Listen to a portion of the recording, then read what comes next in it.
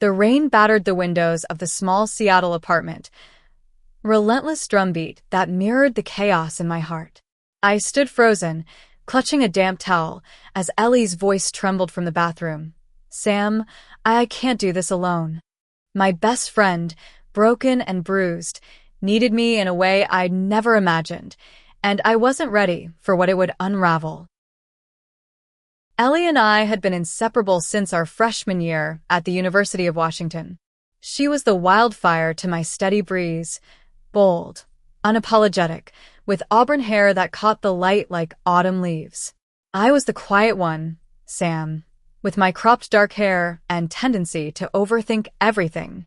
We'd shared late-night study sessions, bad campus coffee, and secrets we swore would never see daylight. But tonight, in her tiny apartment, something felt different. The air was heavy, not just with the storm outside, but with something unspoken, something that had been simmering for years. Ellie had called me an hour ago, her voice barely audible over the phone. "I need you, Sam. Please." She wouldn't say why, but the crack in her words was enough to send me racing through the rain-soaked streets. When I arrived, I found her sitting on her couch, soaked to the bone, her clothes clinging to her shivering frame. A faint bruise bloomed on her cheek, and her eyes, those fierce green eyes that usually sparked with defiance, were dull with pain. She wouldn't tell me what happened, not yet. All she said was, "I need a shower, but I can't." I didn't ask questions. I guided her to the bathroom, my hand steady even as my heart raced. The tiles were cold under my bare feet as I turned on the shower, letting steam fill the small space. Ellie stood there, her movement sluggish, like she was carrying the weight of the world. "Can you stay?" she whispered, her voice so fragile it nearly broke me.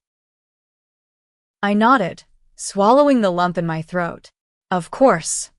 I helped her peel off her wet clothes, careful not to look too long, not to let my eyes linger on the curve of her shoulder or the way her hair stuck to her neck. This was Ellie, my best friend. Just my best friend.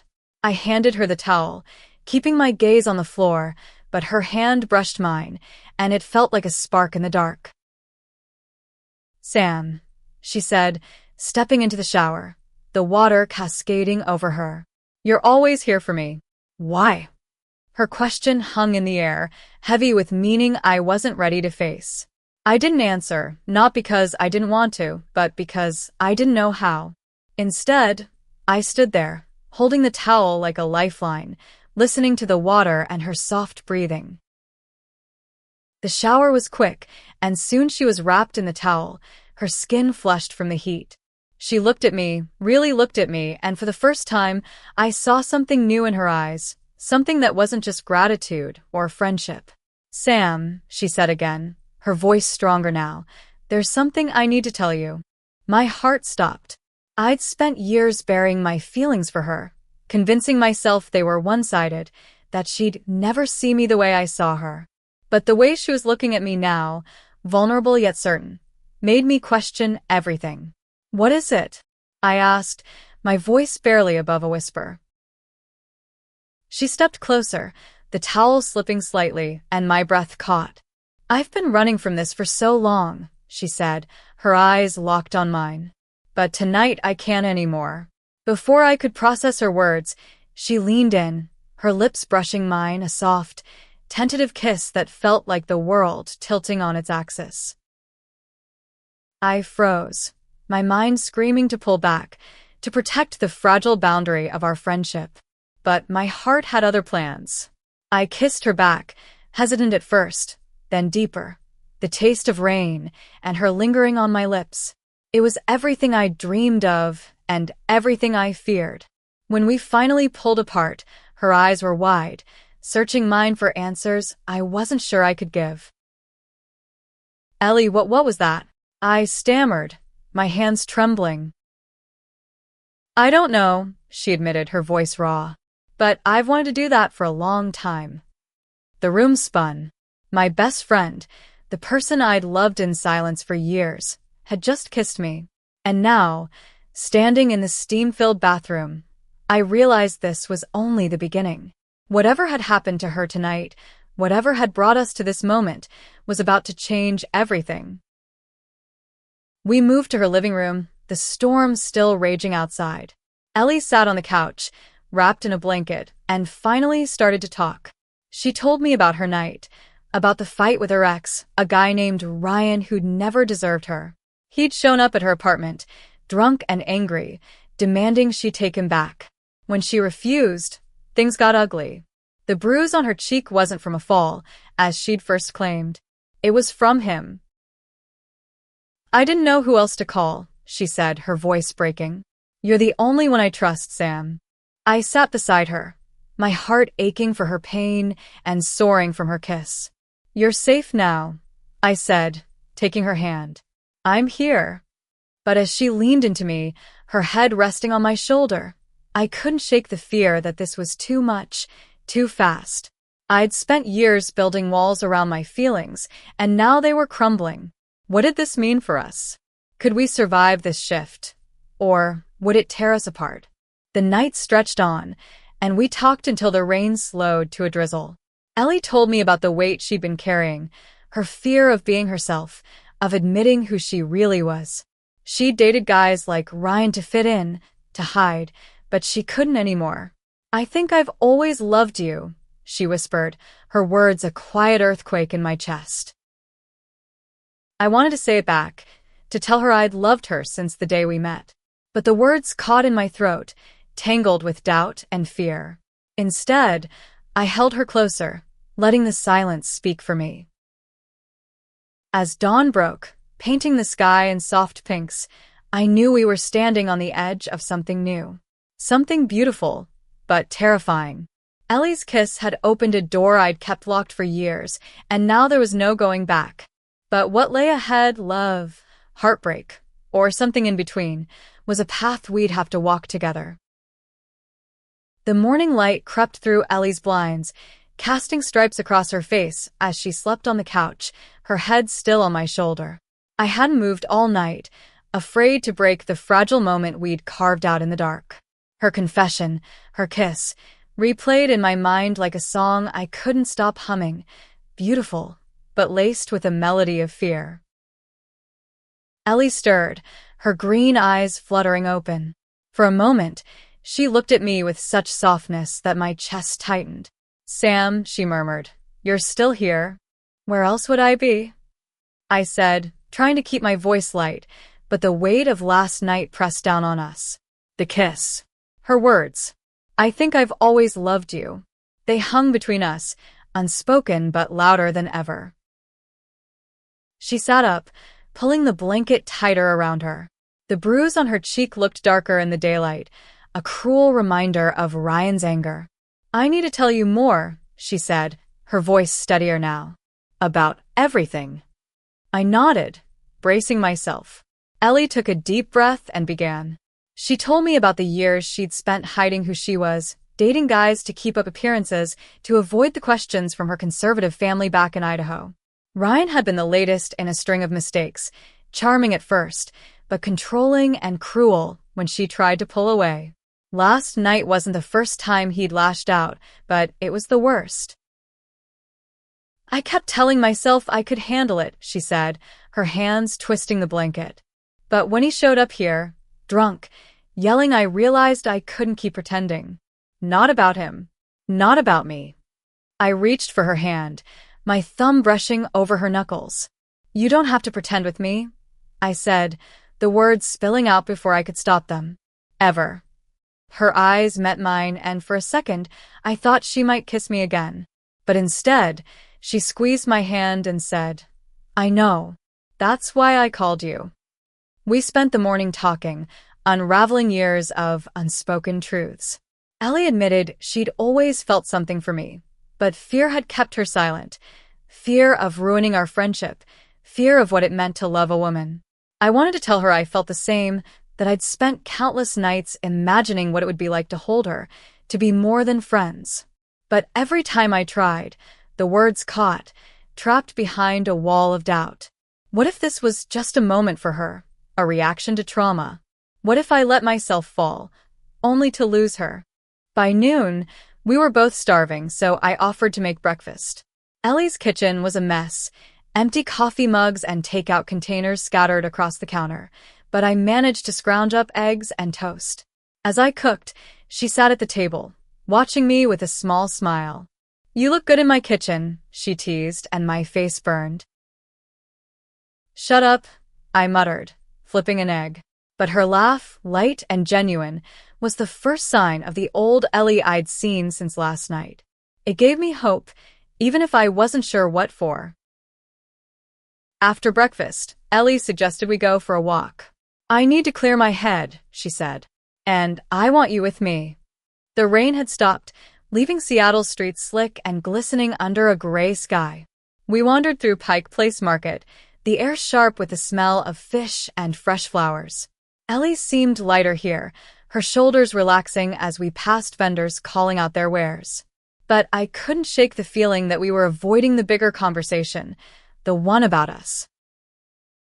At a small coffee stall, she ordered her usual latte, and I got a black coffee, strong enough to keep me grounded. We sat on a bench overlooking the Puget Sound, the water stretching out like a promise. "Sam," she said after a long sip, "what are we doing?" I froze, the question hitting harder than I expected. "What do you mean?" "You know what I mean." Her voice was soft but firm. "Last night, that was nothing. At least, not to me." My heart pounded. I wanted to tell her it wasn't nothing to me either, that it was everything. But the fear was still there, whispering that this could ruin us. "Ellie, I don't know what to say." She turned to me, her eyes searching. "Then don't say anything. Just be honest. Do you feel it too?" I swallowed hard, my coffee forgotten in my hands. "Yeah," I admitted, my voice barely audible. "I've felt it for a long time." Her face lit up, a mix of relief and something deeper. She reached for my hand, her fingers intertwining with mine. "Then why are we so scared?" she asked, her voice breaking. "Because this changes everything," I said, the truth spilling out. "You're my best friend, Ellie. What if we mess this up?" She squeezed my hand tighter. "What if we don't?" The question hung in the air, as vast and uncharted as the water before us. For the first time, I let myself imagine a future where we were more than friends, where I could hold her hand like this every day, where I could kiss her without fear. But the shadow of Ryan, of her pain, loomed over us. And deep down, I knew this wasn't just about us. Ellie was still healing, and I couldn't shake the feeling that trouble was far from over. As we walked back to her apartment, her hand still in mine, my phone buzzed. A text from an unknown number. "You can't have her. She's mine." My stomach dropped. I glanced at Ellie, who was smiling at a street performer, oblivious to the message. I didn't tell her, not yet. But as we reached her building, I knew this wasn't the end of her past coming for her. And whatever happened next, I'd be there, whether as her friend or something more. The text burned in my mind as we climbed the stairs to Ellie's apartment. "You can't have her. She's mine." I kept my phone in my pocket, my hand still clasped in hers, but my thoughts were racing. Ryan. It had to be him. The bruise on Ellie's cheek flashed in my memory, and a surge of protectiveness made my chest tighten. Ellie noticed my silence as we stepped inside. "Sam, you okay?" she asked, her brow furrowing. She was still wrapped in her jacket, her hair slightly damp from the misty air outside. "Yeah," I lied, forcing a smile. "Just tired." I couldn't tell her about the text, not yet. She was finally starting to look like herself again, her eyes brighter after our walk. I didn't want to drag her back into fear. She didn't push, but her gaze lingered, like she could sense something was off. Instead of pressing me, she kicked off her shoes and flopped onto the couch. "Come sit," she said, patting the cushion beside her. "I owe you for breakfast." I joined her, my body tense despite the warmth of her presence. The apartment felt smaller now, the walls closing in with the weight of secrets, hers, mine, and now Ryan's. Ellie leaned her head back, staring at the ceiling. "I keep thinking about last night," she said softly. "The kiss. It felt right, didn't it?" My heart skipped. Yeah, I said, my voice quieter than I meant. It did. She turned to me, her green eyes catching the light. So, why do I feel like you're holding back? I opened my mouth to deny it, but the words wouldn't come. She was right. I was holding back, not just about the text, but about everything. My feelings for her had been a quiet ache for so long, and now that they were out in the open, I was terrified. Terrified of losing her, of Ryan, of the unknown. I'm scared, Ellie, I admitted. I've wanted this, for years. But what if it's too much? What if we're not ready? She reached for my hand, her touch grounding me. I'm scared too, she said. But I'd rather be scared with you than keep pretending I don't feel this. Her words hit like a wave, washing away some of my doubt. I squeezed her hand, letting myself feel the warmth of her skin, the reality of her beside me. Okay, I whispered. Let's figure this out. Together.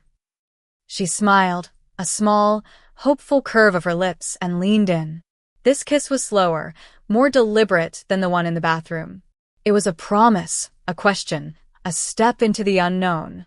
I let myself sink into it, pushing away the shadow of the text for just a moment.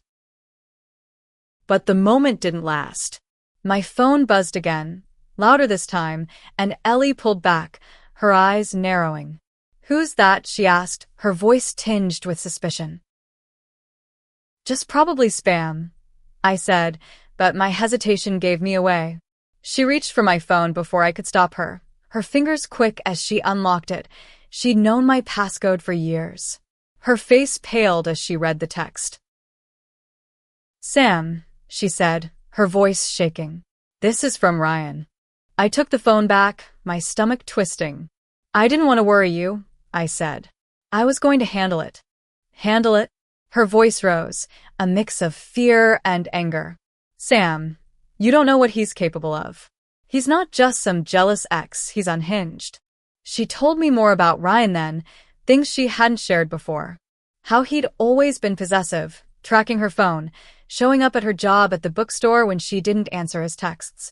Last night wasn't just a fight, it was him trying to control her, to pull her back into his orbit. And now, it seemed, he wasn't letting go. We need to go to the police, I said, my voice firm. He can't do this. Ellie shook her head, her eyes wide. You don't get it, Sam. He's got friends, cops even. He bragged about it. They won't take me seriously. Then we'll figure out another way, I said, my mind racing. But we're not letting him scare you. She looked at me, her expression a mix of gratitude and doubt. Why are you doing this? Risking so much for me. Because I love you, I said, the words slipping out before I could stop them. They hung in the air, raw and unguarded, and for a moment, I regretted them. But then Ellie's face softened, and she pulled me into a hug, her arms tight around me. I love you too, she whispered into my shoulder, and my heart soared even as fear gnawed at me. We spent the rest of the day planning. I convinced Ellie to block Ryan's number, but we both knew that wouldn't stop him. I suggested she stay with me for a few days at my apartment across town. It wasn't much, but it felt safer than her place, where Ryan clearly knew where to find her. She agreed, packing a small bag while I kept an eye on the windows, half expecting him to appear. As we drove to my place, the Seattle skyline fading into dusk, Ellie reached for my hand. Thank you, she said softly, for everything. I squeezed her hand, my eyes on the road. We're in this together, remember? But as we pulled into my apartment complex, my phone buzzed again. Another unknown number. This time, it was a photo, a blurry shot of Ellie and me at Pike Place earlier, holding hands. My blood ran cold. He'd been watching us. Ellie saw my face and grabbed the phone. Her hands trembled as she stared at the image. He's not going to stop, she whispered. I took a deep breath, forcing myself to stay calm. Then we'll make him, I said, but my voice shook. Ryan was out there, and he wasn't just a threat to Ellie. He was a threat to whatever we were becoming. As we stepped into my apartment, I locked the door behind us, knowing this was far from over. The lock clicked shut, but it didn't feel like enough.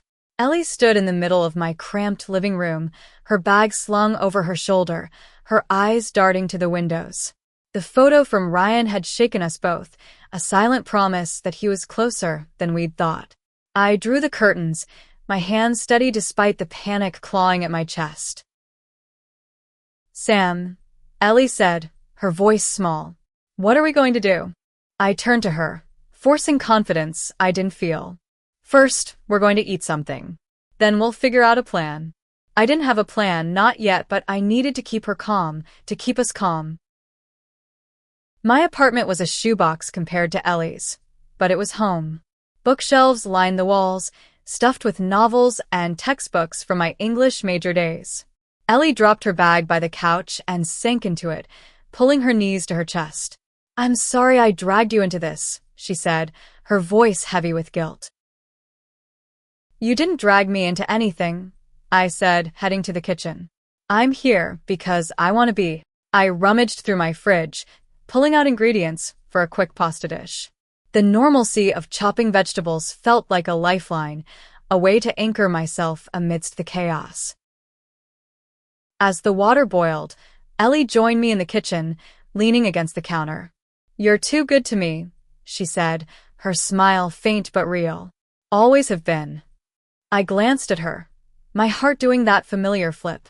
"Someone's gotta keep you fed," I teased, but my eyes lingered on her, on the way her hair fell over her shoulder, on the bruise that still marked her cheek. I wanted to protect her, to fix this, but Ryan's shadow loomed larger with every passing hour. Dinner was quiet, the clink of forks against plates the only sound. Ellie picked at her food, her thoughts clearly elsewhere.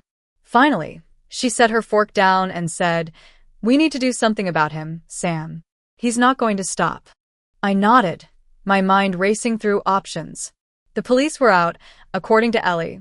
Ryan's connections made that a dead end. But we couldn't just wait for him to make his next move. What if we confront him? I suggested, though the idea made my stomach churn. Not physically, but call him out. Show him we're not scared. Ellie's eyes widened. "You don't know him, Sam. He thrives on confrontation. It'll only make things worse." "Then what?" I asked, frustration creeping into my voice. "We can't just hide forever." She bit her lip, her hands twisting together. "I don't know. Maybe I should leave. Go somewhere he can't find me." The words hit like a punch. "Leave," I repeated, my voice cracking. "Ellie, no. You can't let him win like that." "I'm not letting him win," she said, her eyes flashing. "I'm trying to keep us safe." "Us," I said, softer now. "So, you're saying there's an us?" Her face softened, and she reached across the table, her hand finding mine. "Yeah," she said. "There's an US, and I don't want to lose it before it even starts." My heart swelled, but the fear was still there, gnawing at the edges. "Then we fight for it," I said. "Together."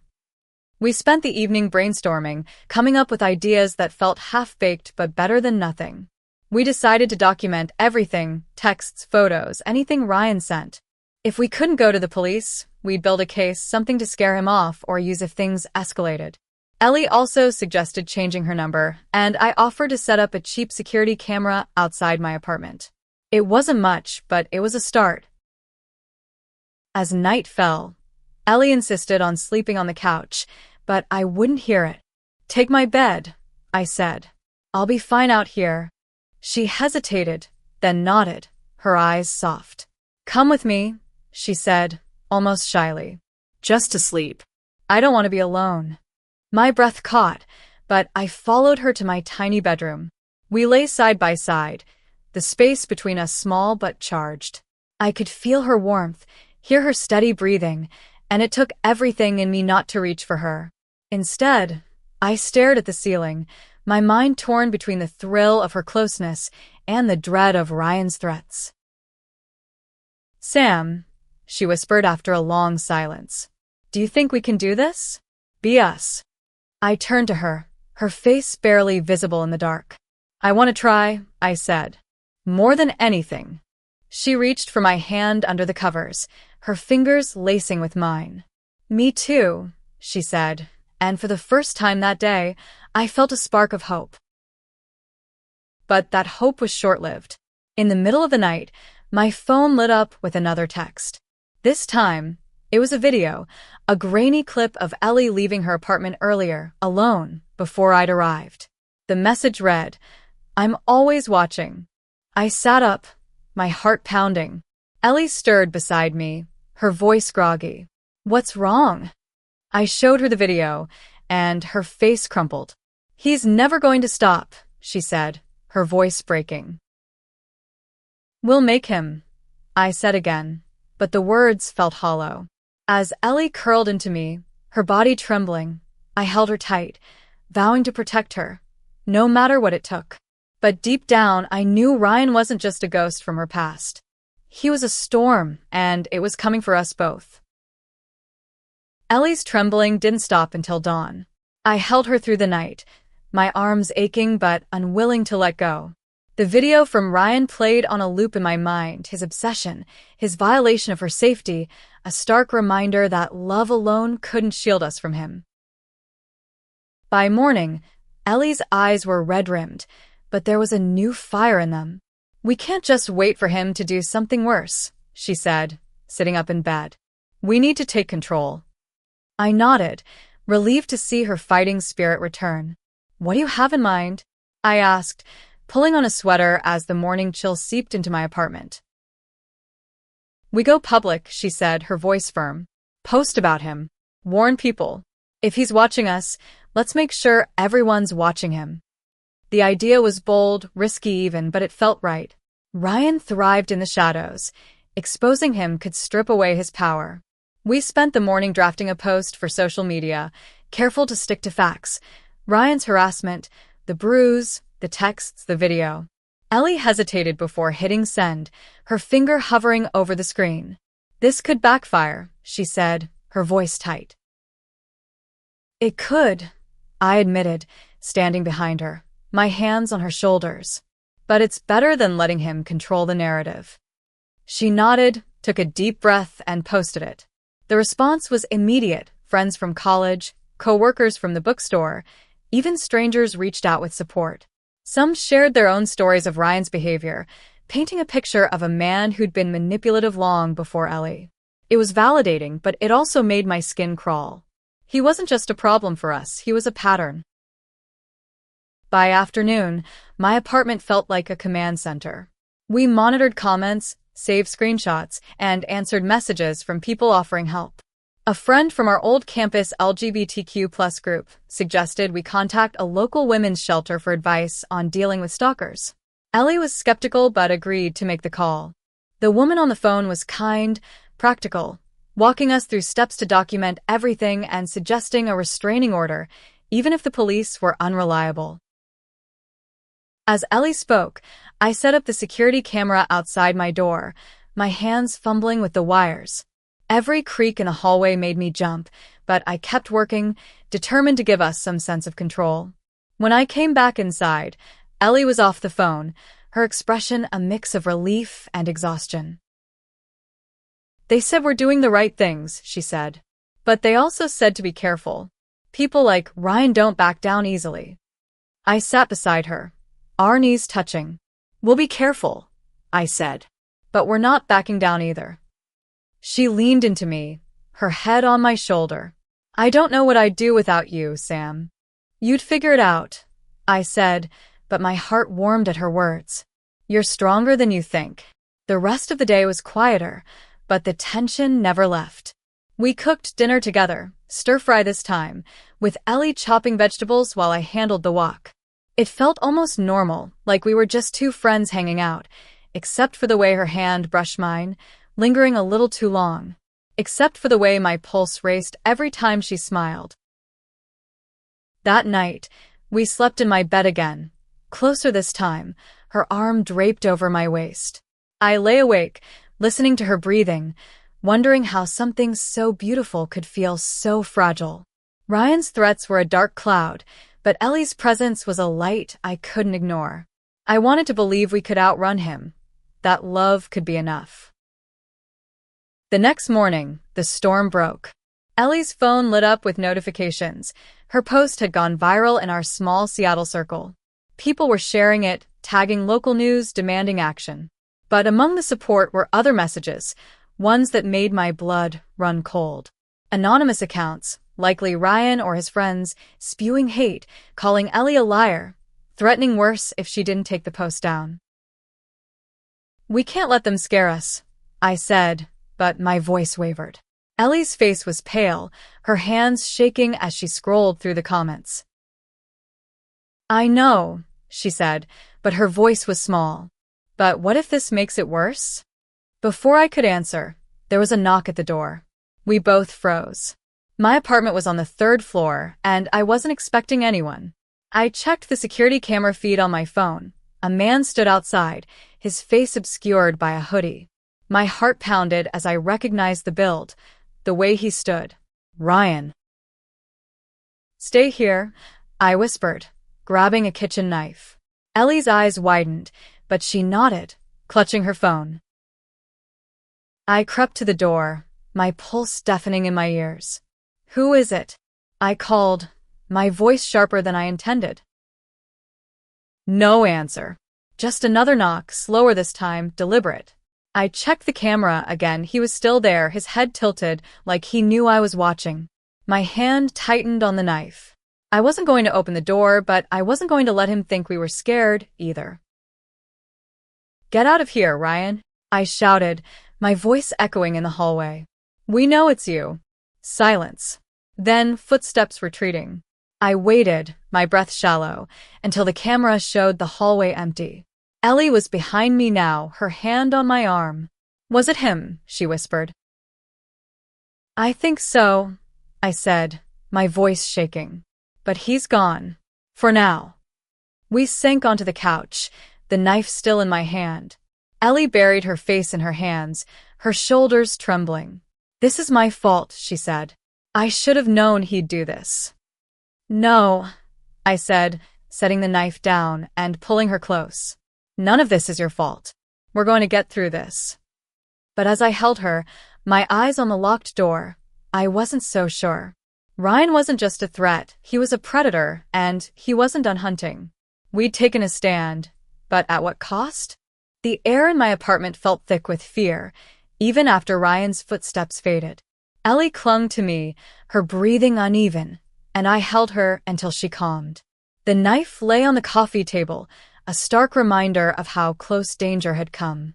We couldn't stay like this, waiting for his next move. "We need help," I said, breaking the silence. "Real help, not just posts or cameras." Ellie nodded, her face still buried in my shoulder. "But who?" "The shelter said the police might not listen." I thought for a moment, then grabbed my phone. "Lila," I said, "from the LGBTQ+ group. She's got connections, right? Maybe she knows someone who can help." Lila had been our rock back in college, always organizing protests and fundraisers. If anyone could point us in the right direction, it was her. I shot her a message, explaining everything: Ryan, the texts, the video, the knock. Within minutes, she replied, "Meet me at the community center. 2 p.m. Bring everything you've got." We spent the morning gathering evidence, screenshots, the video, even a photo of Ellie's bruise. It felt like arming ourselves for battle, each piece a weapon against Ryan's hold on her. Ellie was quiet, her movements deliberate, like she was steeling herself for what was coming. At the community center, Lila greeted us with a fierce hug. She was a few years older, her dark hair pulled into a tight bun, her eyes sharp with determination. "I've got someone you need to meet," she said, leading us to a small office where a woman named Maria waited. Maria was a lawyer who worked pro bono for the shelter, specializing in cases like Ellie's. "You've got a strong case for a restraining order," Maria said after we showed her the evidence. "The texts, the video, the bruise, it's enough to make a judge listen, even with Ryan's supposed connections." Ellie's shoulders relaxed slightly, but her voice was cautious. What if he ignores it? Maria's expression was grim but steady. Then we escalate. Stalking is a crime, and we'll make sure he faces consequences. For the first time in days, I felt a flicker of hope. Maria walked us through the process, helping Ellie fill out paperwork for the restraining order. Lila stayed with us, her presence a quiet strength. By the time we left, the sky was darkening, but the weight on my chest felt lighter. Back at my apartment, Ellie was quiet, her eyes distant. I made tea, the ritual calming us both. "You okay?" I asked, handing her a mug. She took it, her fingers brushing mine. "I'm scared," she admitted, "but I'm also hopeful. For the first time in a long time." I sat beside her, our knees touching. "We're going to get through this," I said. "And then we'll figure out us." Her smile was small but real. I liked the sound of that. That night, we cooked together again, a simple meal of soup and bread. The normalcy of it felt like a gift, a moment stolen from the chaos. After dinner, Ellie pulled me to the couch, her hand in mine. "Can we just be for a while?" she asked. "No Ryan, no plans, just us?" I nodded, my heart swelling. We curled up together, watching an old rom-com, her head on my chest. Her laughter was soft, tentative, but it was there, and it felt like a victory. As the credits rolled, she looked up at me, her eyes warm. "I want this," she said. "You and me. No matter what happens." I kissed her then, slow and sure, letting myself believe in the possibility of us. The world outside, Ryan, the threats, the fear, faded for a moment, and it was just her, just us, just this. But the next morning, reality crashed back. My phone buzzed with a notification from the security camera. I opened the feed, expecting nothing, but there was a new video, Ryan, outside my door again, this time holding a piece of paper. He held it up to the camera, the words clear. "You can't hide." Ellie saw it too, her face draining of color. "He's not going to stop," she whispered, her voice breaking. I grabbed her hand, my resolve hardening. "Then we make him," I said, echoing my earlier words but with new determination. "We've got Maria, Lila, the restraining order. He's not invincible." She nodded, but her eyes were haunted. We called Maria, who urged us to file the restraining order immediately and report the new video to the police. We did, driving to the courthouse with Lila, who insisted on coming for support. The process was grueling, questions, forms, waiting, but by the end, the restraining order was in place. A small victory, but a victory nonetheless. As we left the courthouse, Ellie's hand found mine, her grip tight.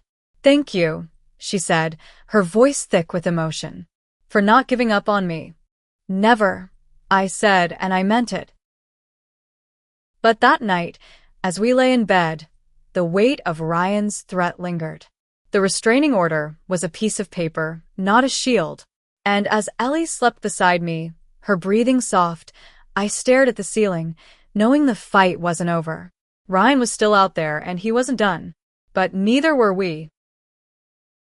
The restraining order gave us a fragile sense of security, but it didn't erase the fear. Ellie stayed at my apartment, her presence both a comfort and a reminder of the storm we were weathering. Every creak of the floorboards, every shadow outside the window, made my heart race. But with her beside me, I found a strength I didn't know I had. We fell into a rhythm over the next few days, a careful balance of vigilance and hope.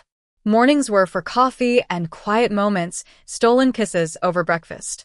Afternoons, we worked with Maria, building our case, documenting every new message or sighting of Ryan. Evenings were ours, curled up on the couch, talking about everything and nothing, dreams we'd buried, futures we dared to imagine. One night, as rain tapped the windows, Ellie turned to me, her eyes serious. "Sam, if this goes wrong, if he finds me." "It won't," I said, cutting her off. "We're not letting him win." She shook her head, her voice soft but firm. "No, listen. If something happens, I need you to know I love you. Not just as a friend. I love you in every way I didn't know I could. My throat tightened, and I pulled her close, my lips finding hers. I love you too, I said, the words finally free. And we're going to be okay. I promise. The promise felt bold, maybe reckless, but I believed it. We had to. With Maria's help, we'd filed a police report, and though Ryan's connection slowed things down, the viral post had shifted the narrative. People were watching now, and he couldn't hide as easily. A week after the restraining order, Maria called with news. Ryan had been spotted at a bar downtown, bragging about teaching Ellie a lesson. A bartender, one of the people who'd seen our post, tipped off the police. They picked him up, not for the restraining order, but for an unrelated warrant. It wasn't justice, not yet, but it was a start. He was detained, and for the first time, Ellie's shoulders relaxed. That night, we celebrated with takeout and cheap wine, the tension easing with every laugh. Ellie raised her glass, her eyes bright. To us, she said, and to fighting back. To us, I echoed, clinking my glass against hers. The future was still uncertain, but for the first time, it felt possible. Months later, Ryan was charged with stalking, thanks to our evidence and the growing number of people who'd come forward with their own stories. He wasn't untouchable anymore. Ellie and I moved forward, together, building something new. We weren't just friends anymore. We were partners, in every sense. There were still scars, still moments of fear, but we faced them side by side. One evening, as we walked through Pike Place again, Ellie stopped at the spot where we'd held hands that day, before Ryan's photo. She turned to me, her smile radiant. "This is where it started," she said. "Not the fear, but us." I kissed her, right there in the fading light, the market bustling around us. "No," I said, my voice soft. "It started the day I met you." Her laugh was a melody, and as we walked hand in hand, I knew we'd weathered the storm.